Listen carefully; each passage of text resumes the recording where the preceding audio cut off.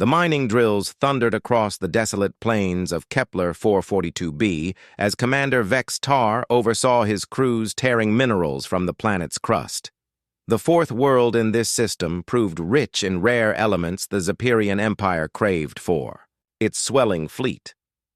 For 3 months, his teams had labored without pause, stripping every scrap of value from this dead sphere. Vextar stood on the station's observation deck, gazing across the endless stone horizon. Another sterile rock in yet another vacant system, he mused. In 40 years of service to the Empire, he had surveyed dozens just like it. Some bore primitive plants or simple seaborne organisms, but none had shown evidence of intelligent life. For over 8 centuries, the Zepyrian Empire had pushed outward across the galaxy, never encountering another species capable of reaching the stars. Ruins of long-extinct civilizations dotted a few worlds, but their builders had perished millions of years before. The Empire had grown secure in believing itself the galaxy's only advanced power. "Commander," called Lieutenant Zarath from the comms station, "we're receiving anomalous signals from the third planet in the neighboring system." Vexar strode over, scanning the weak, scattered transmissions on the display. They appeared artificial. "Have you run them through analysis?" he asked. "Yes, sir," Zarath replied. "The computer suggests natural electromagnetic activity or possibly signals from a primitive society just discovering radio." Vexar gave a dismissive wave. "File it to the exploration database and keep monitoring. If some primitive species is fumbling with radio waves, it might be amusing to watch." Meanwhile, 60 light-years away in the Sol system, Admiral Jake Morrison stood aboard the UES Valiant, reviewing fresh reports from deep space monitors. Earth had listened to the stars for decades, but recent data had changed everything. "Admiral," said Captain Lisa Grant, stepping onto the bridge with a datapad, "our probe to Kepler 442 confirms our worst fears. There's an alien presence, strip mining the fourth planet." Morrison studied the probe's images. Vast industrial complexes sprawled across the surface, alien vessels in orbit. "How long before they spot our probe?" he asked. "Stealth systems should keep us hidden a week," Grant replied. "But, sir, we need to decide our next move." Morrison had dreaded this moment. Humanity always knew first contact was coming, just not like this. These aliens wielded advanced technology and were gutting entire worlds. For 50 years, Earth had prepared for such a threat. Hidden shipyards in the asteroid belt had secretly built massive warships, while the public believed interstellar travel was still decades away. "Secure channel to Earth Command," Morrison ordered. "We're briefing the President." On Kepler 442b, Dr. Cathara reviewed spectral scans from Sol's third planet.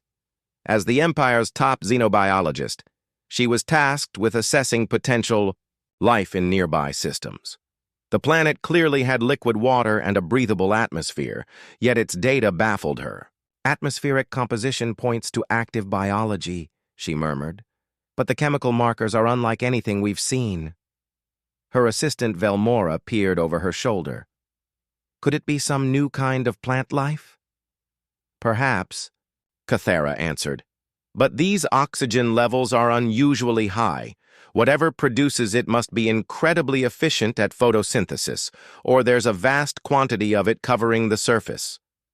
What Dr. Cathara didn't realize was that she was studying the atmospheric fingerprint of a planet blanketed in forests and oceans alive with countless species. Earth's biosphere was unlike anything the Zepyrians had encountered. They had never found a world where life evolved undisturbed for billions of years. The Zepyrian Empire's method of expansion was ruthless. Arrive, strip a system of resources, and move to the next. Primitive life was casually erased in the mining process. Evolution never had the time to yield complex ecosystems or intelligence under their reach. "File this as low-priority research," Cathara told her aide. "Whatever's there is likely just unusually active flora, nothing of interest to mining." On Earth, President Helen Carter sat in the fortified briefing room beneath the white, House as General Frank Stone presented the latest intelligence from Kepler 442. Images of alien mining operations filled the main display. "How many ships?" Carter asked. "Our probe counts at least 20, Stone replied. "Most are cargo haulers and mining platforms, but several are unmistakably warships." Carter studied the feed. In her 6 years as president, she had been privy to Earth's secret space program, a truth kept from the public as the military prepared for moments like this. "Admiral Morrison's assessment?" she asked. "An advanced expeditionary force from a greater empire," Stone answered. "Their technology is impressive, but within our reach. Our Dreadnoughts should manage anything they field here." Carter gave a measured nod. The choice before her would alter human history. Continue surveillance, but do not engage unless provoked. If they're peaceful, diplomacy must have a chance. As the meeting cleared, Carter lingered, eyes fixed on alien vessels, knowing Earth's age of solitude was ending and hoping her people were ready. Lieutenant Commander Ryan Beck adjusted his uniform as the UEES Horizon exited hyperspace at Kepler 442's edge. His mission marked humanity's first deliberate attempt at peaceful alien contact. Beck had spent months preparing, studying every shred of data on the Zephyrian Empire. "All systems green, Commander," reported Captain Nina Cross from the helm. "Multiple alien ships detected, none on intercept." Beck activated the comms array. The Horizon was humanity's most advanced diplomatic craft, equipped with translation engines and first contact protocols refined over decades. "Broadcast the universal peace message on all channels," he ordered. The transmission, a blend of mathematical constants and peaceful imagery, was designed to signal intelligence and intent for dialogue, crafted by Earth's top linguists and xenobiologists. On the mining station orbiting Kepler 442b, Lieutenant Zarath monitored comms when a peculiar transmission caught his attention. It originated from the Sol system's direction and bore clear signs of artificial construction. "Commander Vexar," he called, receiving structured signals from an unknown source. Vexar moved quickly to the console. Vexar leaned over the console, listening to the looping transmission. It carried mathematical patterns and what looked like rudimentary attempts at communication protocols. "Source?" he demanded. "Sensors place a small vessel about 2 million kilometers from us," Zarath replied.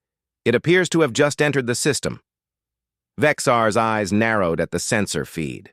The ship's design was unlike anything in Imperial records, and its sudden arrival hinted at technology the Empire had never seen. "Alert Admiral Torvash now," he ordered. "We have an unidentified vessel in our zone." Aboard his flagship, Admiral Torvash was reviewing mining tallies when the urgent message reached him. Though the Zephyrian military maintained procedures for unknown contacts, none had ever been used in practice. In 8 centuries of expansion, the Empire had never encountered another spacefaring civilization. "Orders, sir?" asked Tactical Officer Commander Yelnos. Torvash weighed the possibilities. The vessel was small, seemingly alone, yet technologically unfamiliar. Imperial doctrine dictated swift elimination of potential threats to operations. "Send 3 patrol ships to investigate," he commanded. "If it shows hostile intent, destroy it." On the horizon, Beck observed 3 alien craft vectoring toward their position. They were sleek, purpose-built for combat, though not yet openly aggressive. "Captain Cross, hold position and keep the peace transmission running," he instructed. "Commander," said Comms Officer Lieutenant Danny Walsh, "the ships are running targeting scans and weapons diagnostics." Beck's gut tightened, but his voice stayed steady. First contact protocol demanded no moves that could be seen as provocative. "Keep weapons cold and shields at minimum," he said. "We need them to see we're not a threat." The lead, Zephyrian patrol ship, was commanded by Captain Rexar, a veteran of 20 years securing Imperial interests. Studying the alien vessel through tactical scanners, he noted it matched nothing in their database, yet was clearly advanced. "Captain," reported his weapons officer. "It's transmitting a repeating signal, but ignoring our identification. Requests." Rexar had faced smugglers and raiders before, but this felt different. The craft's sophistication rivaled Imperial engineering, and its presence here was troubling. "Send a warning," he ordered. "If no reply in 10 minutes, we fire." On the horizon, Walsh reported an incoming alien signal. Translation systems struggled with the language, but fragments emerged, likely an ultimatum or demand for identification. "Send our diplomatic credentials and maintain the peace broadcast," Beck ordered. "Make sure they understand we seek peaceful contact." Rexar received the reply from the human ship, but his comms failed to decipher it. To his tactical computers, the repeating patterns resembled scanning or targeting sweeps, possibly preparation for an attack. "They continue to emit what may be sensor pings," he reported to Torvash. "Destroy it," came the Admiral's instant reply. "We cannot permit unknown threats in Imperial space." Rexar complied without pause. His ship's main batteries charged and unleashed a lethal blast, smashing into the Horizon's minimal shields. The Horizon's defenses were no match for Zephyrian weaponry, and the ship was ripped apart within seconds. Beck had only enough time to trigger the emergency beacon before plasma fire engulfed the bridge. The beacon relayed all mission data. Toward Earth, using quantum communications, the Zephyrians could neither detect nor intercept. "Target destroyed," Admiral Rexar reported with cold satisfaction. "No debris indicates survivors." Admiral Torvash, pleased with the swift conclusion, ordered, "Resume standard operations. File it as elimination of a reconnaissance probe from an unknown origin." The Zephyrians didn't realize they had just committed an act of war against a species with both the capability and will to exact a terrible price. The destruction of the Horizon and the death of Ryan Beck and his crew would soon bring a response that would shake the very core of the Zephyrian Empire. On Earth, the beacon's transmission reached Admiral Morrison within hours. Reading Beck's final report and reviewing the sensor logs of the destruction, Morrison's expression hardened. The peaceful first contact mission had failed. Humanity now knew precisely the kind of species they faced. He immediately informed President Carter and General Stone. Diplomacy had ended before it began, and the only response the Zephyrians would comprehend was force. The United Earth Council convened in emergency session just 6 hours after receiving the Horizon's last message. President Helen Carter stood before the gathered leaders as Admiral Morrison presented the harrowing account of humanity's first encounter. The holographic feed replayed the final seconds of Beck's mission and the merciless attack that followed. "Ladies and gentlemen," Carter began, her voice steady despite the weight of the moment, "we are no longer alone, and our new neighbors have made their intentions unmistakable. They destroyed a peaceful diplomatic ship, without warning or provocation." General Frank Stone stepped forward. "Our intelligence suggests this empire systematically strips worlds of resources. The Horizon's destruction was no accident. It was a deliberate act of aggression." Carter's gaze swept the chamber, meeting the eyes of leaders who now faced the most critical decision in human history. "General Stone, brief the Council on our readiness." Stone activated a holographic display, revealing massive hidden shipyards across the solar system, orbital yards in the asteroid belt, others concealed behind Jupiter's and Saturn's moons. "For 50 years we've prepared for this day," he explained. "While the public believed interstellar travel was decades away, we have built the most advanced fleet in human history." The display highlighted 12 Dreadnoughts, each over 3 kilometers long, the pinnacle of human engineering, forged in total secrecy. "Each carries enough firepower to erase a continent," Stone said. "Armed with antimatter weapons, kinetic bombardment arrays, and shields we believe surpass anything the aliens have." Morrison resumed the briefing as the display shifted.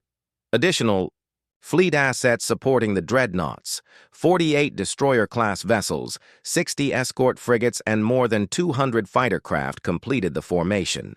Each was powered by the latest fusion reactor designs, 3 times as efficient as anything comparable in alien hands.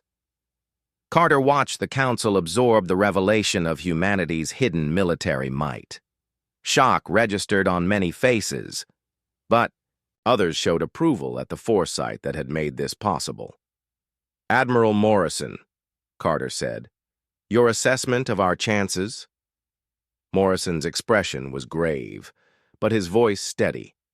"Our analysis suggests significant advantages in firepower and defense. However, we must expect them to hold numerical superiority and the potential for unknown reinforcements." Dr. Karen Lopez, the fleet's chief xenobiologist, rose to speak. "Our study of their transmissions indicates they have never met a peer-level opponent. Their strategies rely on overwhelming primitive civilizations, not fighting equals. This could work in our favor." Carter called for a vote on military action against the Zephyrian Empire. The decision was unanimous. Within hours, humanity began the largest mobilization in its history. At the hidden shipyards orbiting Ceres, Captain Tony Rodriguez oversaw the final preparations aboard the UES Thunderbolt. For 3 years it had been his command, but this would be its first taste of battle. 800 crew members had drilled, endlessly, for this moment. "Captain," reported Tactical Officer Lieutenant Ben Harris, "all weapon systems are online. Antimatter reserves at maximum. We're ready." Rodriguez nodded, scanning the deployment orders. The Thunderbolt would lead the second attack group, while Admiral Morrison's UES Valiant commanded the primary force. "Fleet assembly time?" he asked. 18 hours, Harris replied. "Supply ships are completing final ammo transfers now." Across the system, Captain Amy Walsh ran her own checks aboard the UEE's Devastator. Equipped with the most advanced shields in the fleet, her ship would act as the primary defensive coordinator in the coming fight. "Captain," Chief Engineer Commander Pete Wilson reported, "new reactor modifications are exceeding expectations. 40% more power for weapons and shields." Walsh's eyes stayed fixed on the tactical displays. "We'll need every advantage, Pete. These aliens have been conquering worlds for 8 centuries. At the Luna Marine Training Facility, Colonel Sam Parker addressed the assault troops who would deploy alongside the fleet. Their powered armor and weaponry were designed for zero-G combat and alien environments. "We know nothing about their biology or ship layouts," Parker reminded them. "Stay flexible, watch your squad's backs. Our mission, secure any alien ships we capture, and gather intel." The Marine contingent included demolition teams, boarding specialists, and tech units able to dissect alien systems under fire. Each soldier carried enough supplies to operate for 72 hours in hostile conditions. Back at Earth Command, Morrison reviewed the final roster as ships from every sector of the solar system converged on the departure point. The massive assembly included not just the Dreadnoughts, but also support craft, supply ships, and mobile repair platforms to sustain operations through extended conflict. "Admiral," reported the communications officer, "all commanders confirm readiness. The fleet is assembled and awaiting orders." Morrison gazed at the greatest armada humanity had ever forged. 12 Dreadnoughts with full escorts, the A, product of decades of preparation and the hope of an entire species. "Signal all ships," he ordered. "We depart for Kepler 442 in 1 hour." As the countdown began, his thoughts drifted to Ryan Beck and the Horizon's crew. Their sacrifice would be honored, their deaths avenged. The Zaharian Empire would soon learn humanity was no primitive prey.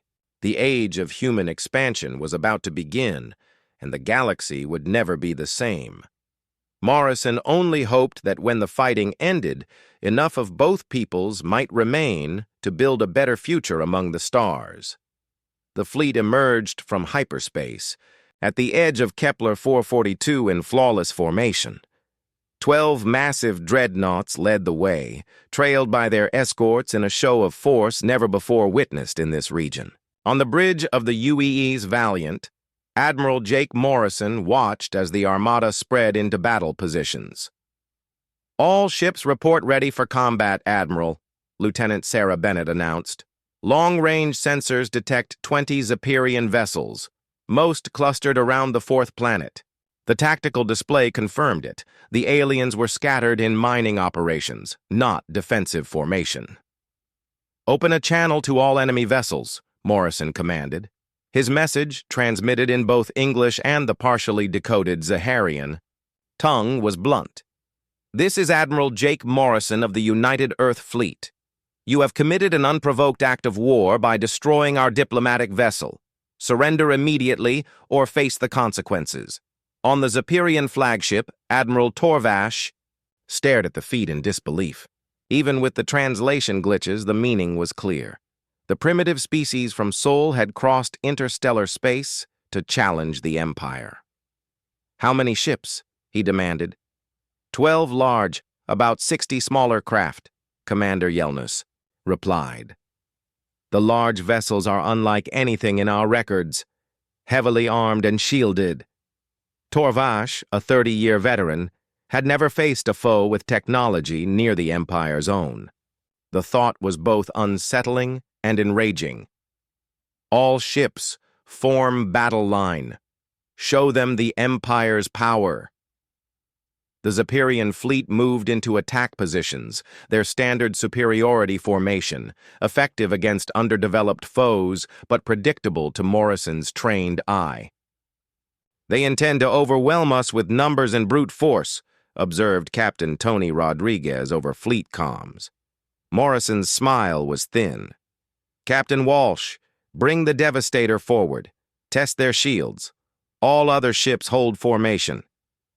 The UEE's Devastator surged ahead as Captain Amy Walsh readied to display the gulf between human and Zephyrian arms. Weapons systems charged, the low hum vibrating through the hull. "Firing solution locked on lead vessel," reported Commander Jake Harrison. "Antimatter torpedoes ready." "Fire," Walsh ordered. 4 brilliant warheads streaked toward the Zephyrian flagship. Their shields, optimized for conventional energy fire, crumbled before the antimatter blasts. The first tore a gaping, wound through the hull. The second and third finished it, leaving only molten wreckage drifting in space. "Target destroyed," Walsh confirmed. "Their shields are almost useless against our antimatter weapons." The destruction of their flagship sent shockwaves through the Zephyrian fleet. Admiral Torvash and his entire command staff were gone, wiped out in seconds by weapons they couldn't comprehend. Now leaderless, the surviving ships faced an enemy whose technology outclassed their own in every way. Captain Rex Maher, destroyer of the horizon, suddenly found himself in command of what remained of the Zaharian forces. The grim truth sank in as he watched human firepower tear through Imperial. Vessels like target drones. "All ships scatter and retreat," he barked, desperation in his voice. "We cannot fight these weapons." But Admiral Morrison had no intention of letting any escape. "All ships, engage at will," he ordered. "No enemy vessel leaves this system." What followed was less a battle than a methodical eradication. Human dreadnoughts moved like predators through the void, their antimatter salvos and kinetic strikes shredding alien defenses. The Zephyrians' shields and plasma guns were centuries behind in effectiveness. Aboard the Thunderbolt, Captain Rodriguez destroyed 3 ships in quick succession, his tactical officer linking with the fleet's fighter wings. "Commander Harrison, your fighters are cleared to hit the cargo vessels. No survivors with intel on our weapons." Leading the attack, Lieutenant Commander Jake Harrison drove his squadron straight into the fleeing freighters. Human craft outpaced and outmaneuvered everything the enemy fielded, and their guns sliced through cargo hulls like foil. From the Marine assault ship, Colonel Sam Parker watched the destruction and prepped his troops. "Stand by to secure any disabled alien ships," he ordered. "We want prisoners and intel." On the Valiant, Dr. Karen Lopez translated frantic alien comms in real time. The sheer panic in their voices told her all she needed to know. "Admiral, they're completely broken," she reported. "They've never faced resistance like this." In under 2 hours, the fight was over. Out of 20 ships, only 3 remained intact enough for boarding. The rest were reduced to drifting wreckage, monuments to human military dominance. "All enemy vessels neutralized, Admiral," Lieutenant Bennett confirmed. "Minimal casualties. Only 2 escort frigates took light damage." Morrison studied the wreckage, feeling both satisfaction and unease. Humanity had proved its weapons. Worked, but this had been a token force compared to the Empire beyond. "Signal Earth Command. Phase 1 complete. Begin intelligence operations." The message that reached Earth hours later confirmed President Carter's hopes. In their first major battle, humanity's secret weapons had given them a decisive edge. Yet all knew it was merely the opening move in a far greater war. From the Valiant, boarding pods launched toward the largest captured ship. Colonel Parker's Marines approached their prize, disabled by precision fire that left the hull intact, while gutting weapons and engines. Clad in powered armor, the Marines could operate in vacuum and breach alien airlocks with ease. "Remember, prisoners and intel," Parker reminded them. "Command staff alive if possible." The assault team cut into the hull, stepping into corridors filled with alien gases. Armor filters kept their air clean as tactical HUDs mapped the ship from sensor scans. The Zephyrian vessel was massive compared to human warships, but built with thinner armor and inefficient internal space. Meanwhile, aboard the mining station orbiting Kepler 442b, Commander Vextar stared in shock as the human fleet dismantled every Zaharian ship in system. The colossal Dreadnoughts moved with lethal precision and purpose, while their weapons ripped through Imperial defenses as if they were paper. "Sir, incoming transmission from the human fleet," reported Lieutenant Zarath, his voice trembling. "They demand our immediate surrender." Vexar's gaze locked on the tactical display, which showed the utter annihilation of Admiral Torvash's forces. In under 2 hours, 20 Imperial warships had been reduced to drifting wreckage by an enemy they had never dreamed existed. "Open a channel," he said reluctantly. Admiral Morrison's image filled the screen, and Vexar found himself face to face with the first human he had ever seen. The alien's eyes were cold, his tone measured and unyielding. Through the translation systems, Morrison spoke. "Commander Vexar, surrender your facility at once and prepare to be boarded. Any resistance will result in the destruction of your station and everyone aboard." The mining installation was unarmed with no escape options. Vexar knew there was no choice. "We surrender," he transmitted. "Please, spare my workers." Captain Amy Walsh led the boarding team, accompanied by Dr. Karen Lopez, who would serve as translator and cultural liaison. The Zephyrian complex was massive, with entire levels devoted to processing and storing minerals from the planet below. "Dr. Lopez," Walsh said upon entering the command center, "question their commander. Find out the scope of their empire." Lopez activated her portable translator, beginning the first extended human-alien exchange in history. Vexar's demeanor shifted once he understood they would not execute him or his people. "How many worlds does your empire control?" Lopez asked. Vexar's answer chilled the boarding party. "The empire spans 147 star systems, with mining on over 400 worlds. Our main fleet numbers in the thousands, based at the imperial capital." Lopez relayed the information to Walsh, who forwarded it to Admiral Morrison. The scale of the Zephyrian Empire far exceeded Earth's worst projections, posing a threat that could overwhelm humanity's hidden fleets through sheer numbers. Meanwhile, Colonel Parker's Marines secured the disabled Zaharian warship and captured several high-ranking officers, including Captain Rexar, destroyer of the Horizon. The prisoners were transferred to holding cells aboard human vessels. where Lopez would conduct in-depth interrogations. "All enemy vessels and facilities secured, Admiral," reported Captain Rodriguez from the Thunderbolt. "Estimated enemy losses exceed 8,000, with roughly 200 prisoners taken." Reviewing the incoming intelligence, Morrison saw the picture clearly. The Empire was vast, powerful, and aggressive, but technologically behind in every measurable way.